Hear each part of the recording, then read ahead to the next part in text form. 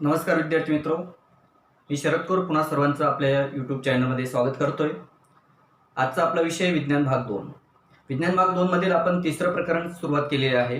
तिसऱ्या प्रकरणामध्ये लैंगिक आणि अलैंगिक हे दोन प्रकारचे प्रजनन आहे, त्यांचा आपण फरक बघितला. त्याच्यानंतर एकपेशीय सजीवांमध्ये कशा पद्धतीने अलैंगिक प्रजनन होतं, तसंच बहुपेशीय सजीवांमधील अलैंगिक प्रजननाचे प्रकार कसे आहेत याच्याविषयी आपण मागच्या व्हिडिओमध्ये माहिती घेतलेली आहे.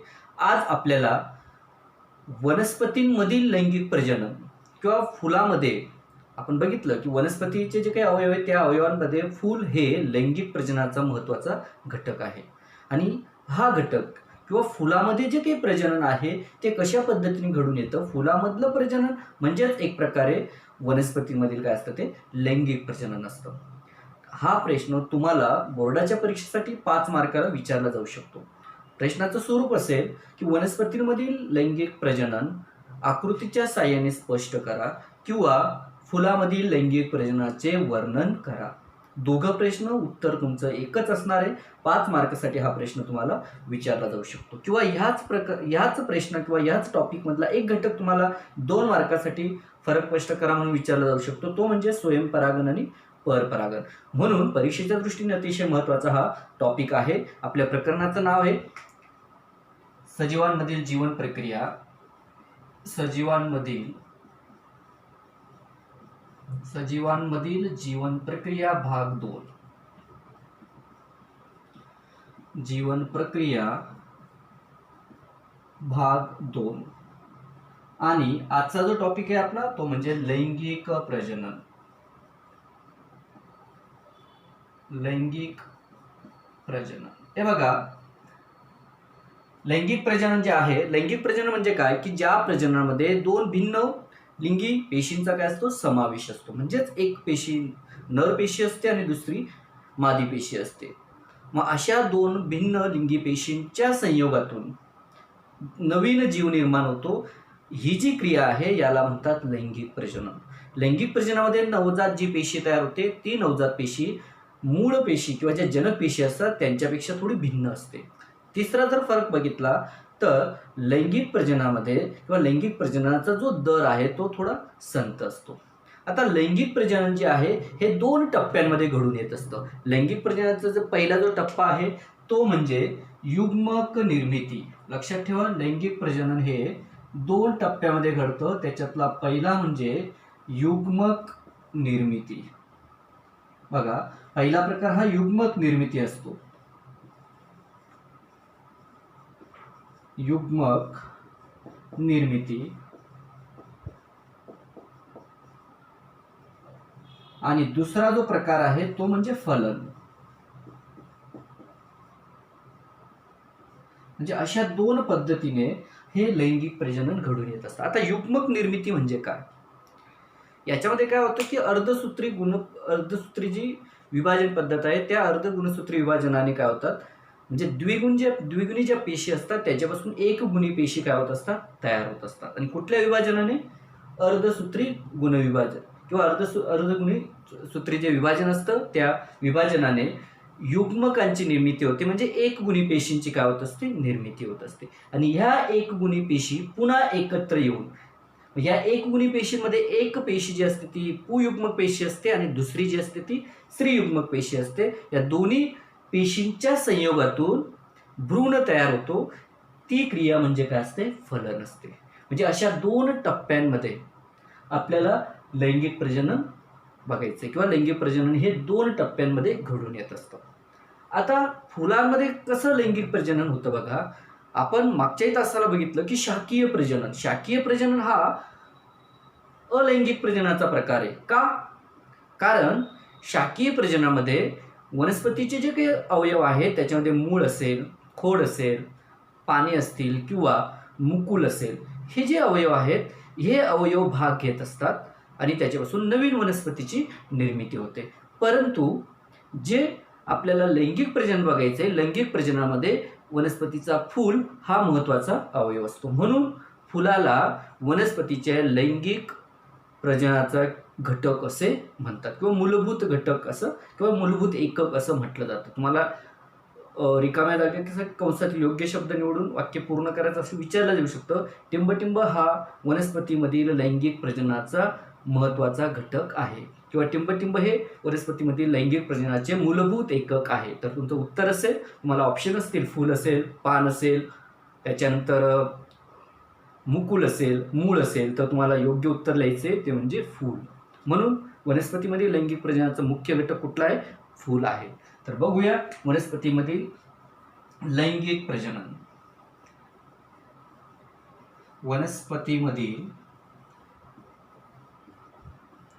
वनस्पतीमधील लैंगिक प्रजनन.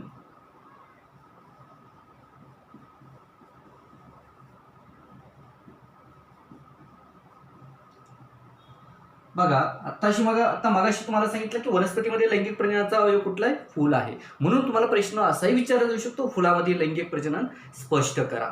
आता बघा, फूल जर असेल तर फुलामध्ये काही भाग पडतात. फूल ज्याच्यावर आधारलेलं असतं आपण त्याला देठ म्हणतो किंवा त्याला पुष्पवृत्त असं म्हटलं जातं. पुष्पवृत्त जे आहे की ज्याच्यावर फुल आधारलेला आहे तो भाग किंवा तो देठ म्हणजे पुष्पवृत्त.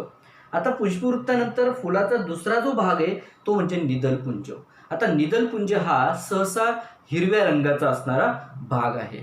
निदलपुंज नंतर तिसरा जो फुलाचा घटक आहे तो म्हणजे दलपुंज किंवा आपण याला आपल्या भाषेमध्ये पाकळ्या असं सुद्धा म्हणतो.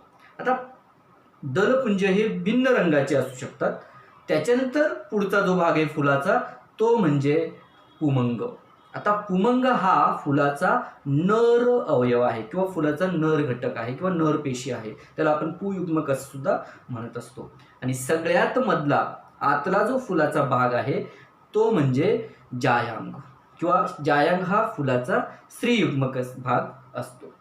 आता बघा, फुलाचे जर आपण एक घटक पाहिला किंवा फुलामध्ये पुयुग्मक किंवा फुलामध्ये असलेले पुमंग जे आहे ते असंख्य प्रकारचे असतात, परंतु जायंग जो आहे हा मध्यभागी असणारा एकच घटक असतो.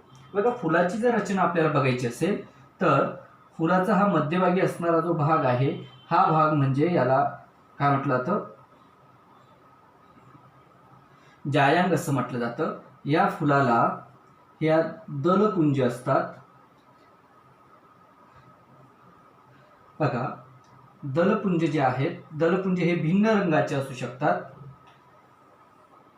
आणि इथं जे येणारा जो भाग आहे तो भाग हा हिरव्या रंगाचा असतो, म्हणून याला काय म्हटलं जातं? हा पुष्पवृत्त आहे. आणि हा हिरव्या रंगाचा जो भाग आहे हा भाग म्हणजे काय असतो? निदलपुंज असतो. आता या निदलपुंजाचं काय काम आहे बघा. आता पुष्पवृत्त तुमच्या लक्षात आलं असेल. पुष्पवृत्त म्हणजे काय? फुलाला आधार देण्याचं काम करत असतो. आता याच्यावरती बघा, हे पुमंग असतात किंवा याला आपण जायांग असं म्हणतो. हे असंख्य असतात. एका फुलामध्ये असलेल्या जायांगाची संख्या जी आहे ती असंख्य प्रकारची असते. बघा, आणि मध्यभागी तुम्हाला फक्त एकाच असं उंच भाग असतो. तो भाग म्हणजेच काय म्हणतात त्याला? हा पुमंग असतो आणि हा मध्यभागी असलेला जो भाग आहे तो भाग म्हणजे काय? फुलाचा जायांग किंवा स्त्रीयुग्मक भाग आहे. आता इथं बघा, हा जो भाग आहे हा फुलाला आधार देण्याचं काम करत असतो, म्हणून याला पुष्पवृत्त असे म्हणतात. पुष्प म्हणजे फुल आणि फुल ज्याच्यावर आधारलेलं आहे तो भाग म्हणजे काय? पुष्पवृत्त. पुष्पवृत्त हा हिरव्या रंगाचा जो भाग आहे याला म्हणतात निदलपुंज. त्याच्यानंतर बघा, तिसरा जो आता भाग आहे हे पाकळ्यासारखे असणारा जो भाग आहे याला म्हणतात दलपुंज. आणि दलपुंज नंतर येणारा फुलाचा भाग म्हणजे त्याला पुमंग असं म्हटलं जातं. हा फुलाचा भाग जो आहे हा फुलाचा भाग म्हणजे हा पुमंग आहे. हा दलपुंज नंतर येणारा जो घटक आहे तो म्हणजे पुमंग. आणि हा सगळ्यात मध्यभागी असलेला घटक याला म्हणतात जायांग. हा फुलाचा स्त्रीयुग्मक असा भाग आहे. बघा, आता फुलाचे एकूण आपण 5 भाग लिहिले. त्या 5 भागापैकी खरं जे प्रजननाचं काम आहे, प्रजननाचं भाग हे पुमंग आणि जायांग ह्या भागांमध्ये घडत असतं. म्हणून पुमंग आणि जायंग यांना आवश्यक मंडले असं म्हणतात किंवा फुलाचे आवश्यक भाग असं म्हटलं जातं. आणि पुष्पवृत्त असेल, निदलपुंज असेल, दलपुंज असेल, हे जे घटक आहेत हे फुलाचे अतिरिक्त घटक आहेत, हे प्रजननामध्ये भाग घेत नाही. म्हणून यांना अतिरिक्त मंडले, अतिरिक्त भाग किंवा त्यांना सहाय्यकारी घटक किंवा सहाय्यकारी मंडले असे म्हटलं जातं. आता खरा जो फुलाचा प्रजननामध्ये भाग घेणारा जो घटक आहे तो म्हणजे पुमंग आणि जायंग. आता फुलं जे आहेत, आता काही फुलांमध्ये पुमंग आणि जायंग हे दोन्ही घटक असतात, म्हणजे नर घटक आणि मादी घटक दोन्ही घटक असतात, म्हणून त्या फुलांना उभयलिंगी फुलं असं म्हटलं जातं. आणि ज्या फुलांमध्ये पुमंग असेल, फक्त पुमंग हा एकच घटक असेल तर त्याला नर फुलं असं म्हणतात. आणि ज्या फुलामध्ये फक्त स्त्रीयुग्मक असेल किंवा जायंग असेल त्याला मादी फुलं असं म्हणतात. उदाहरणार्थ पपई हे मादी फुल मध्ये येत असतं, किंवा जास्वंद हे काय असतं, उभयलिंगी फुलं, की याच्यामध्ये नर आणि मादी दोन्ही घटक असतात. आता हे झालं फुलाचं रचना. आता या फुलाच्या रचनेमध्ये सगळ्यात आवश्यक जे मंडल आहेत की ज्यांच्यामध्ये प्रजनन होतं ते भाग म्हणजे कुठले, पुमंग आणि जायंग. मग आता आपण बघू पुमंग आणि जायंग यांचं थोडक्यात आपण काय करू, रचना बघू. आता पुमंग कशा पद्धतीने आहे बघा. आपण हाच पुमंग थोडा वरच्या याच्याने जर पाहिला, थोडा मोठा करून जर पाहिला तर फुलाचा पुमंग हा जो भाग आहे, हा पुमंग हा भाग अशा पद्धतीने आहे बघा, तुमच्या लक्षात येत असेल, ह्या पद्धतीने असतो. आणि इथं जो भाग आहे हा भाग म्हणजे याला द्विपाली असं म्हटलं जातं. हा द्विपाली जो भाग आहे पुमंग, हा पुमंग म्हणजेच याला परागकोश असं म्हणतात. बघा हा जो भाग आहे हा भाग म्हणजे परागकोश असतो. परागकोश हा पुमंगाचा सगळ्यात वरचा द्विपाली दोन घटक असलेला जो भाग आहे तो भाग म्हणजे परागकोश. आणि परागकोश ज्याच्यावर आधारलेला आहे त्याला म्हणतात वृंत. म्हणजे थोडक्यात पुमंग हा दोन घटकांमुळे बनलेला आहे, एक म्हणजे परागकोश आणि दुसरा म्हणजे वृंत. आता या वृंताचं फक्त आधार देण्याचं काम आहे. कोणाला आधार देण्याचं, परागकोशाला आधार देण्याचं काम आहे. मग खरं काम कोणाचं आहे, परागकोशाचं. परागकोशाची रचना जर पाहिली तर द्विपाली रचना असते, त्याच्यामध्ये परागकण असतात आणि हे परागकण प्रजननासाठी सगळ्यात महत्वाचे असतात. मग आता ह्या परागकोशामध्ये परागकण असतात. जेव्हा हवा असेल, वारा असेल, काही पाऊस असेल किंवा काही आवश्यक जे काही घटक, जैविक घटक असतील, मधमाशा असतील, पक्षी असतील, फुलपाखरं असतील, यांच्या काही घटक क्रियांमुळे हा परागकोश फुटतो आणि याच्यातले परागकण काय होत असतात, बाहेर येत असतात. आता फुलाचा दुसरा आवश्यक जर भाग आपण पाहिला तर तो दुसरा आवश्यक भाग म्हणजे कुठला आहे, जायंग. आता जायंग याची जर रचना आपण पाहिली तर जायंगची रचना ही थोडक्यात कशी आहे बघा. हाच भाग आपण उंच करून असा बघितला तर हा फुलाचा जायंग हा भाग आहे बघा. आता याच्यामध्ये काय असतं बघा, इथं तुम्हाला हे जायंग हा 3 घटकांमिळून बनलेला असतो. ह्या जो सगळ्यात हा जो महत्वाचा घटक आहे, हा सगळ्यात खाली फुगीर जो भाग असतो जायंगाचा, त्याला म्हणतात अंडाशय.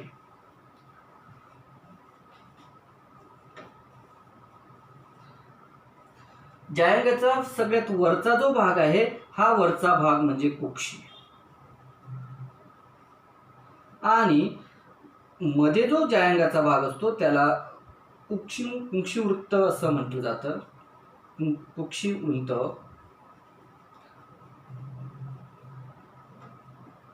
म्हणजे आता बघा, पुमंग हा 2 घटकांमधून बनलेला आहे, परागकोश आणि वृत्त. तर जायंग जो आहे हा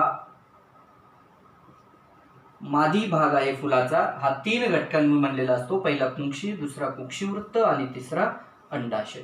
आता बघा तिसरा जो भाग आहे तो म्हणजे अंडाशय. ह्या अंडाशयामध्ये अंडपेशी असतात की ज्या अंडपेशी स्त्री युग्मकाचं किंवा फुलाचा स्त्री अवयव जो आहे, स्त्री युग्मक जो आहे किंवा फुलाचा मादी घटक जो आहे तो या अंडाशयामध्ये असतो. कारण अंडाशयामध्ये अंडपेशी असतात, अंडपेशी सरवल्या जात असतात. आता याच्यामध्ये काय होतं बघा, इथं परागकोश आहे. हा परागकोश फुटल्यानंतर याच्यातनं काय बाहेर येणार आहे, परागकण येणार आहे. काय बाहेर येणार आहे, परागकण. आणि इथं काय असणार आहेत, अंडपेशी असणार आहेत. बरोबर. तर आता बघा, परागकोश जे आहेत हे फुटतात. मग परागकोश काही जैविक आणि काही अजैविक घटक हे परागकोश फुटण्यासाठी कारणीभूत असतात. मग काही बाह्य घटकांमुळे जेव्हा हा परागकोश फुटतो म्हणजे याच्यातनं काय बाहेर पडणार आहे, परागकण बाहेर पडणार आहे.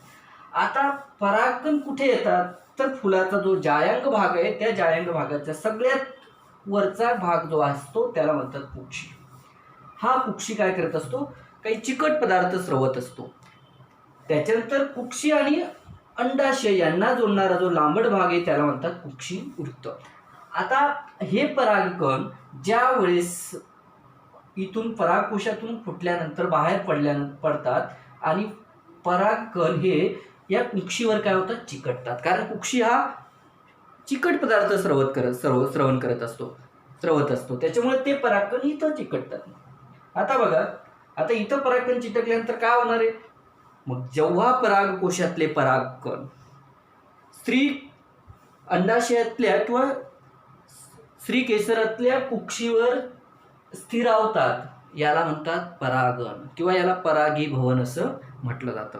म्हणजे फुलाची किंवा वनस्पतीमध्ये लैंगिक प्रजननामध्ये परागीभवन ही क्रिया अतिशय महत्वाची आहे. आणि परागीभवन कसं घडतं, परागकोशातले परागकण स्त्री केसरावरील कुक्षीवर स्थिरावण्याची जी क्रिया असते त्या क्रियेला म्हणतात परागीभवन किंवा परागकण. आता बघा, आता स्त्री केसरातील कुक्षीवर हे परागकण स्थिरावतात. मग नुसते स्थिरावतात का, पुढे कशा पद्धतीने फुलाची निर्मिती होते किंवा पुढे कशा पद्धतीने बियांची निर्मिती होते हे आपण बघू. त्याला आता परागकण किंवा परागीभवन किंवा त्याला परागण असं म्हटलं जातं. मग आता हे परागीभवन क्रिया घडून आणण्यासाठी काही जैविक आणि काही अजैविक घटकांचा काय असतो, सहभाग असतो. म्हणजे जैविक घटक म्हटले तर कोण येतील, मधमाशी असतील, फुलपाखरं असतील, काही पक्षी असतील, हे जैविक घटक आहेत. आणि अजैविक घटक म्हणजे कोण असेल, वारा असेल, पाऊस असेल किंवा हवा असेल, असे अजैविक घटकांमुळे सुद्धा काय होत असतं, परागीभवन क्रिया घडत असते. आता परागीभवन क्रिया म्हणजे काय किंवा परागण म्हणजे नेमकं कसं घडतं बघा. आता आपण पाहिलं की आता आपण हा अशा पद्धतीने अंडाशयाची आकृती काढली. आपल्याला माहिती हा भाग म्हणजे काय आहे, कुक्षी आहे. आणि त्याच्यानंतर इथून जो भाग असतो हा भाग म्हणजे काय असणार आहे, हा अंडाशयाचा भाग असणार आहे. इकडनं अशा ह्या अंडपेशी स्रवल्या जातात ह्या अंडाशयामध्ये.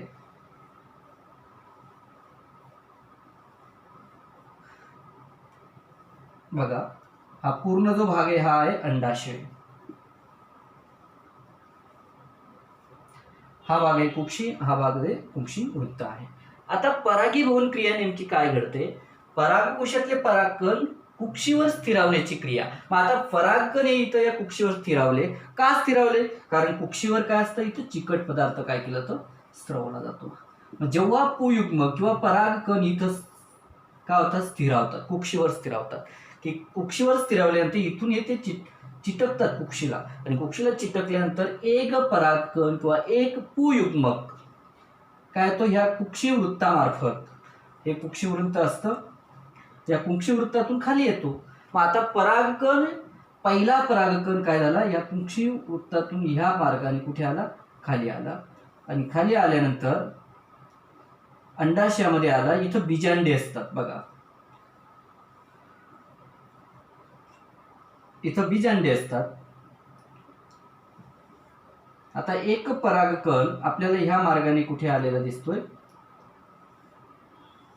या बीजांडामध्ये येतो. आता या बीजांडामध्ये अंडपेशी असते बघा, बीजांडामध्ये काय असते, अंडपेशी. आता इथून एक परागकण खाली आलाय किंवा याला पुयुग्मक म्हणू आपण, एक पुयुग्मक खाली आलेला आहे. मग आता हा जो पुयुग्मक आहे, हा पुयुग्मक या अंडाशयातल्या किंवा या बीजांडामधल्या एका अंडपेशीशी काय होतो, संयोग पावतो. म्हणजे इथं बघा, पहिला पुयुग्मक आणि अंडपेशी,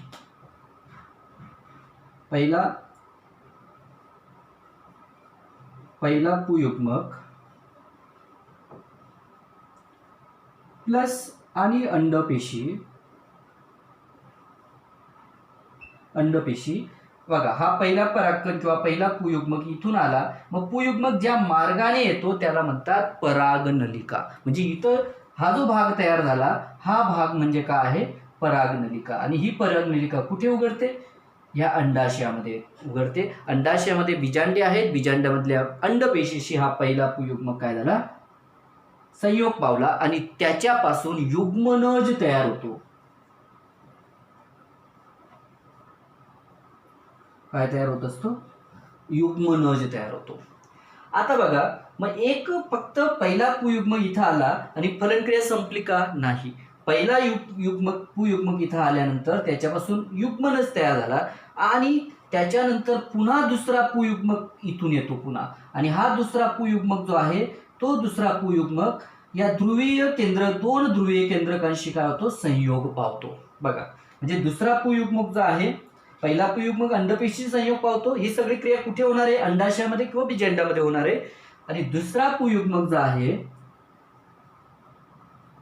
दुसरा पुयुग्मक हा कोणाशी संयोग पावणार आहे, ध्रुवीय केंद्रकाशी,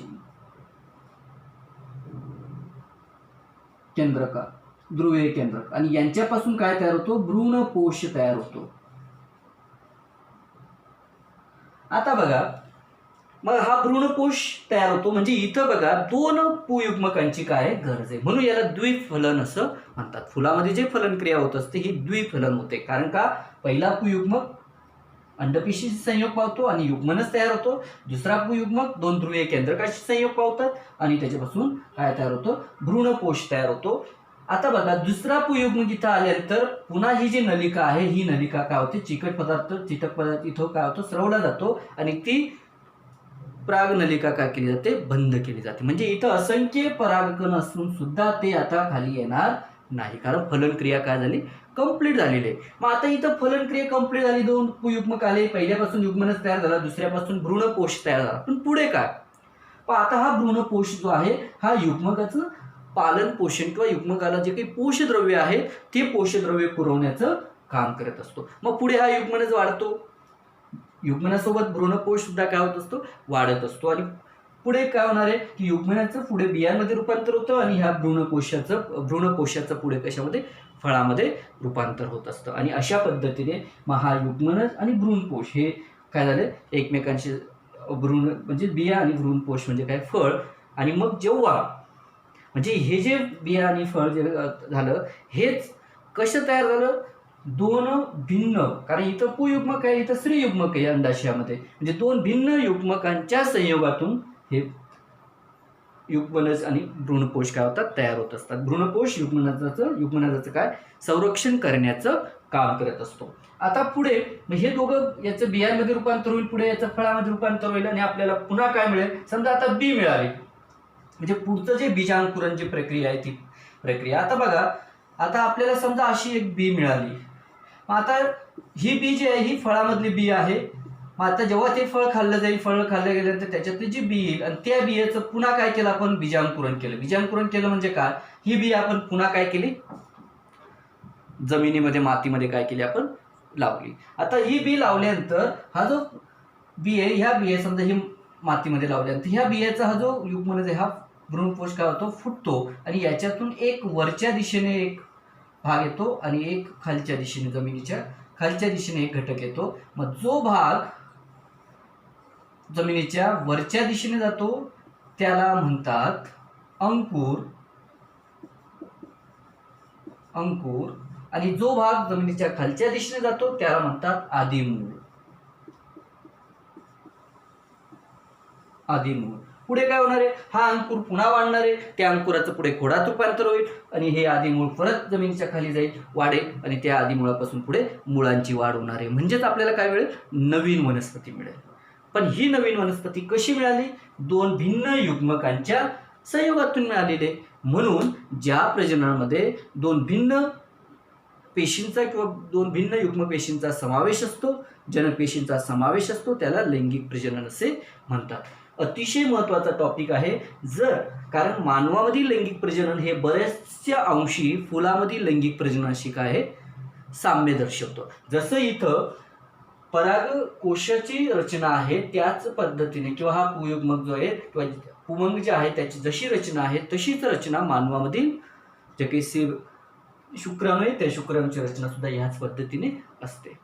परागकोशामध्ये जसं नर अवयव असतात तसं ते शुक्राणूमध्ये सुद्धा काय नर घटक असतात. म्हणजे खूप साम्य आहे. म्हणून हा पार्ट जो आहे हा व्यवस्थित बघा, याच्या नोट्स लिहून टाका, कारण का याच्याशी संबंधित पुढचा भाग आहे. जर तुम्हाला हा व्हिडिओ आवडला असेल तर लाईक करा, शेअर करा, त्याच्यावरचे जे कमेंट असतील त्या जरूर कळवा. माझं चॅनल सबस्क्राईब करा आणि बेल आयकॉन जे आहे ते प्रेस करा, म्हणजे पुढचे जे काही व्हिडिओ असतील ते तुम्हाला काय होतील त्याचं नोटिफिकेशन मिळत जाईल. धन्यवाद.